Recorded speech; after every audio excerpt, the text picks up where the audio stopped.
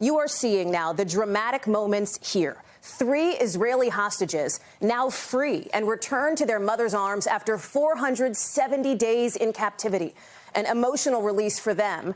And in Gaza, where there are celebrations as dozens of Palestinian prisoners were freed, women and children.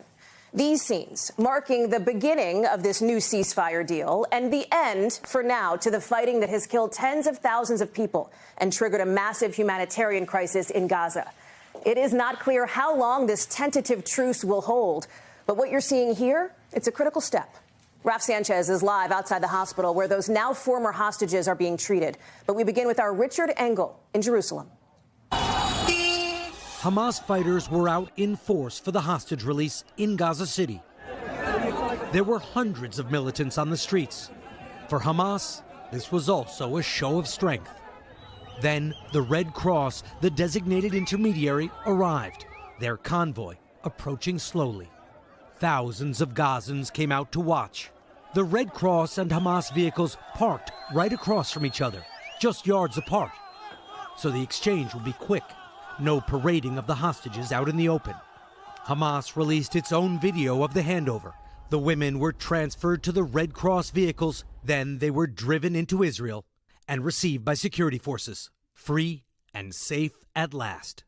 And after 15 months, their mothers and other family members were on hand to embrace them. Roni Gonin, kidnapped from the Nova Music Festival, where 364 people were killed.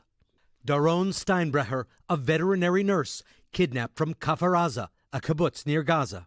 And Emily Damari, British-Israeli, kidnapped from the same kibbutz. In Tel Aviv, thousands came to what's become known as Hostage Square to watch it all unfold live on a big screen.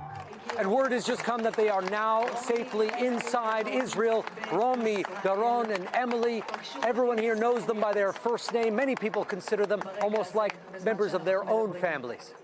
There were tears and celebrations. But no one said it's over as long as dozens of hostages remain captive in Gaza.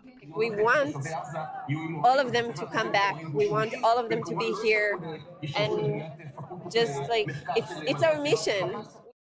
In Gaza, for the first time in 15 months, Israeli strikes have stopped. As part of the deal, aid trucks flowed in. So much is needed. Gaza is in ruins. Richard Engel is joining us now from Jerusalem. And Richard, at least 2 American citizens are expected to be among those released at some point. What's the timeline on that? Well, under the deal, Hamas is to release at least 3 hostages per week, starting with women and children. So it could be a few more weeks. Hallie. Richard Engel, thank you. Raf Sanchez is outside Tel Aviv's Sheba Medical Center, where the hostages were taken after their release. Raf, talk to us about what's happening now inside where you are.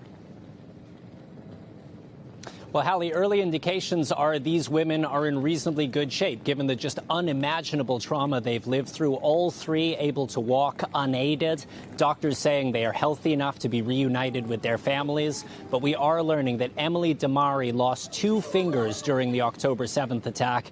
And everyone here is clear. This is just day 1 of what is going to be a long road to recovery, both physically and mentally. One doctor telling us Hamas dehumanized these women, and the goal is to give them their humanity back. Hallie. Thanks for watching. Stay updated about breaking news and top stories on the NBC News app or follow us on social media.